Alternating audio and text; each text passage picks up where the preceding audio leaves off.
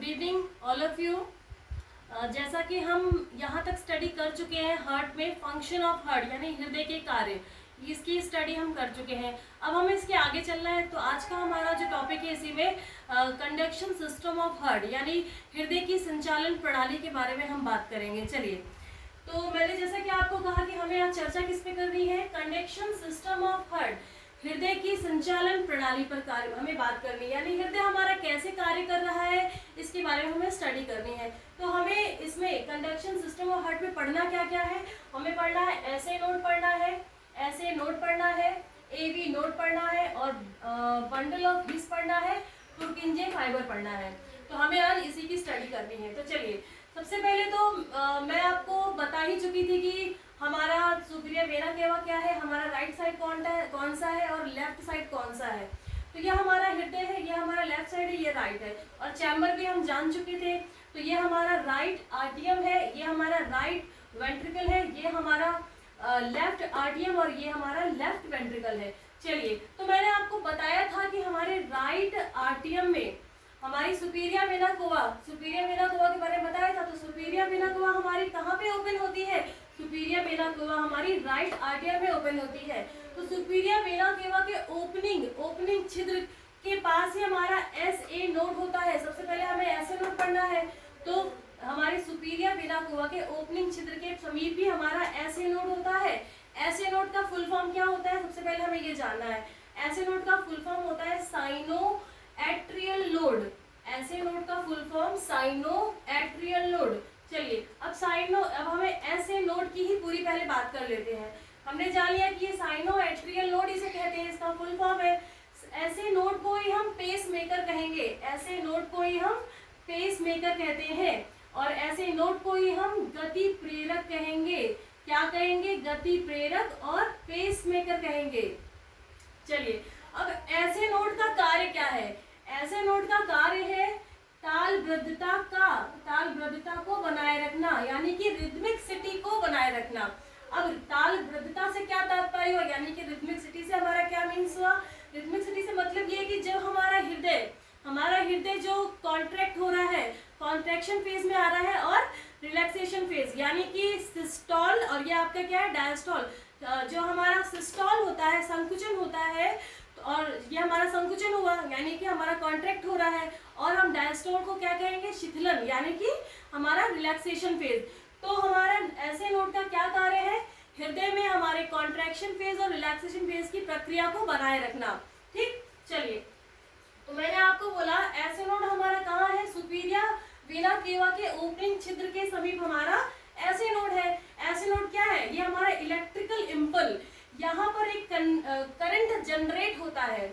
यहाँ हमारे ऐसे नोड से करंट जनरेट होता है जो पास कहाँ होता है, हमारे AV नोड। ये मैंने देखी यहाँ एरो बना दिया, ये आपका क्या है, AV नोड। AV नोड का फुल फॉर्म क्या होता है, एंट्रियो वेंट्रिकुलर नोड। ये रहा, देखिए एंट्रियो वेंट्रिकुलर नोड, ये AV नोड का फुल फॉर्म हुआ। तो ऐसे नोड से करंट जनरेट हुआ, किसके पास किया गया, AV नोड को जंक्शन बॉक्स भी कहते हैं और रिले स्टेशन भी कहते हैं। AV नोड को जंक्शन बॉक्स कहते हैं, ये देखिए जंक्शन बॉक्स कहते हैं और रिले स्टेशन कहते हैं। चलिए, रिले स्टेशन से क्या मतलब हुआ, रिले स्टेशन यानी कि हम सभी ने रिले दौड़ भी की है और हम सभी रिले को अच्छे तरीके से जानते हैं। हमारी रिले रेस होती है ना, मैं उसी की बात कर रही हूँ। रिले रेस में हम क्या करते हैं, हम बैटन को लेते हैं और एक दूसरे खिलाड़ी को पास करते हैं। ठीक, हमने बैटन को लिया, उसमें हमारे खिलाड़ी होते हैं, 4 खिलाड़ी होते हैं, बैटन एक्सचेंज किया जाता है।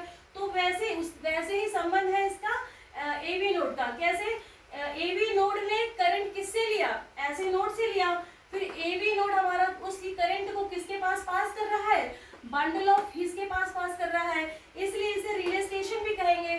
तो करंट हमारा AV नोड के पास आया, अब AV नोड ने करंट किसको पास किया, बंडल ऑफ हिस को पास किया। अब बंडल ऑफ हिस क्या है, पहले ये जानो। बंडल ऑफ हिस हमारी हार्ट मसल की छोटी सेल होती है, यानी ये छोटी छोटी सेल्स होती है जो पूरे हृदय में फैली होती है। बंडल ऑफ हिस क्या है, हार्ट मसल सेल है, ये पूरे हार्ट में फैली हुई है। ठीक, अब ये जो AV नोड के पास करंट था, इसने पास किया किसको, बंडल ऑफ हिस को किया। बंडल ऑफ हिस आपकी दो भागों में विभाजित हो जाती है। देखिए ये आपका करंट पास हुआ बंडल ऑफ हिस के पास, ये आपका लेफ्ट पार्ट पूरा है और ये आपका राइट पार्ट पूरा है। ठीक है, ये आपका क्या है, बंडल ऑफ हिस है पूरा लेफ्ट पार्ट और ये पूरा राइट पार्ट, ये पूरा पूरा। फिर ये बंडल ऑफ हिज का जो लास्ट फॉर्म होता है ये क्या होता है, पुरकिंजे फाइबर होता है। पुरकिंजे फाइबर क्या है, ये पतली पतली आपकी पतली पतली धागे के समान होती है। हम कहेंगे पतली पतली फाइबर, पतली पतली धागे के समान, इसे हम थिन फिलामेंट कहेंगे क्योंकि ये पतली पतली फाइबर होती है, काफी पतली पतली। और लास्ट फॉर्म होता है बंडल ऑफ हिज के, बंडल ऑफ हिज का लास्ट फॉर्म। ये देखिए ये पतली पतली पूरी फैली हुई है, लास्ट है। तो करंट हमारा बंडल ऑफ हिज से कहाँ पास हुआ, पुरकिंजे फाइबर के पास हुआ। कहाँ पास हुआ, पुरकिंजे फाइबर के पास हुआ, जिसे हम थिन फिलामेंट कहेंगे। तो हमारे हृदय में कैसे कैसे करंट पास हुआ, सबसे पहले ऐसे नोड के पास आया, ऐसे नोड से हमारा कहाँ गया, एबी नोड।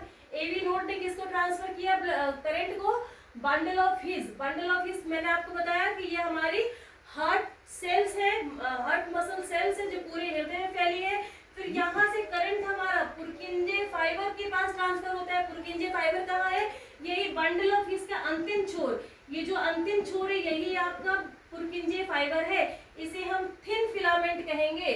ठीक है, तो हमारा जो हमारा करंट जनरेट हुआ वो इनके थ्रू पूरे हृदय में पास हो रहा है। इनका मुख्य कार्य क्या है, इन सभी का मुख्य कार्य क्या है, तालबद्धता को बनाए रखना। यानी कि जो हमारा हार्ट, ये जो करंट है हमारा, इसकी वजह से ही करंट जो जनरेट हो रहा है हमारे हृदय में, हमारे हार्ट में, इसकी वजह से हमारा हार्ट क्या, ये आपका क्या, मैंने बोला आपको सिस्टोल है यानी कि संकुचन, और ये आपका क्या है, डायस्टोल यानी कि शिथिलन। इस क्रम को बनाए रखता है जीवन पर्यंत, ये क्रम चलता रहता है।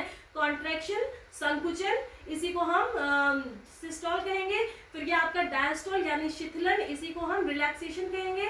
ठीक है, यानी कि डायस्टोल शिथिलन और इसी को हम रिलैक्सेशन बोलेंगे। तो ये जो क्रम है ये जीवन पर्यंत चलता रहता है इस करंट की वजह से। सिस्टोल डायस्टोल, सिस्टोल डायस्टोल, ये क्रम आपका चलता रहेगा।